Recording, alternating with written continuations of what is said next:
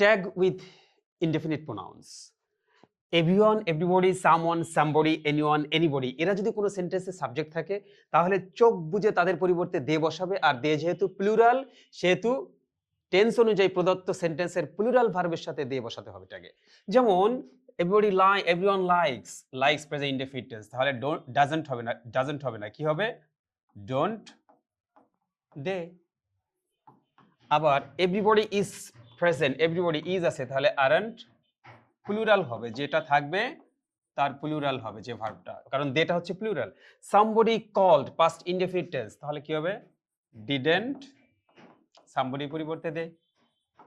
তারপরে কি আছে? এনিওয়ান ওয়াজ অ্যালাউড, এনিওয়ান আছে, ওয়াজ আছে, তাহলে ওয়াজের প্লুরাল হচ্ছে ওয়্যার, তাহলে তার সাথে নট যোগ করলে ওয়্যারেন্ট হয়, আর এনিওয়ানের পরিবর্তে দে হয়।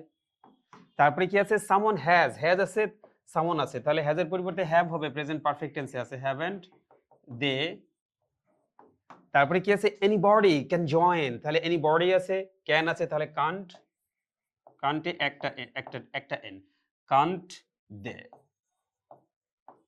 আই থিংক এভরিওয়ান এভরিবডি নিয়ে আর কোনো সমস্যা নেই।